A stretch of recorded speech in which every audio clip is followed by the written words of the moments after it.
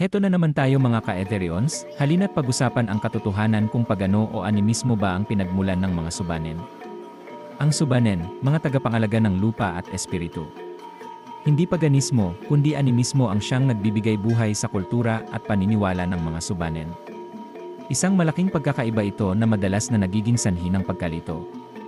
Ang mga paganong relihiyon ay kadalasang may organisadong sistema ng mga Diyos at Diyosa, mga ritual, at mga pari.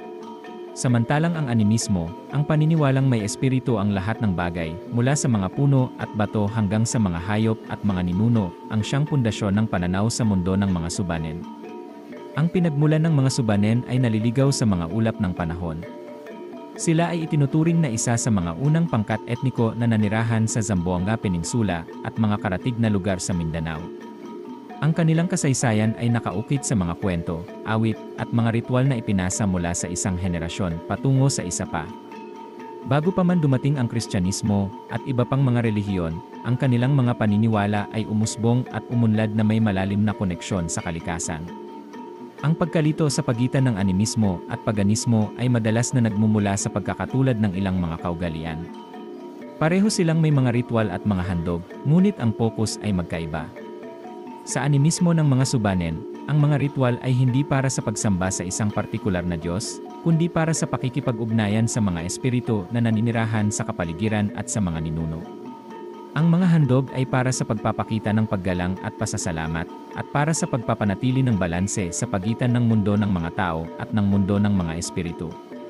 Ang mga subanen ay may malalim na paggalang sa kalikasan. Naniniwala sila na ang mga espiritu ay naninirahan sa lahat ng bagay sa kanilang paligid, at ang paggalang sa mga ito ay mahalaga para sa kanilang kaligtasan at kagalingan. Ang kanilang mga kasanayan sa pagsasaka ay maingat at maayos, na isinasaalang-alang ang mga espiritu ng lupa at ng mga halaman. Ang kanilang pag-unawa sa astral na mundo ay mas malawak kaysa sa karamihan, dahil naniniwala sila sa mga espiritu na maaaring makipag-ugnayan sa mga tao sa pamamagitan ng mga panaginip, mga palatandaan, at mga ritual. Ang kanilang pagiging bukas sa mga gawi na may kaugnayan sa astral na mundo ay isang mahalagang bahagi ng kanilang kultura. Ang mga manggagamot o baylan ay may mahalagang papel sa komunidad, dahil sila ang nagsisilbing tagapamagitan sa pagitan ng mundo ng mga tao at ng mundo ng mga espiritu. Ginagamit nila ang kanilang mga kakayahan para sa pagpapagaling, pagbibigay ng gabay, at paglutas ng mga alitan. Sa madaling salita, ang mga subanen ay hindi paganong mga tao. Sila ay mga animista na may malalim na koneksyon sa kalikasan at sa mundo ng mga espiritu. Ang kanilang mga paniniwala at kaugalian ay nagpapakita ng isang sinaunang paraan ng pamumuhay na umusbong bago pa man ang pagdating ng mga relihiyon na kilala natin ngayon.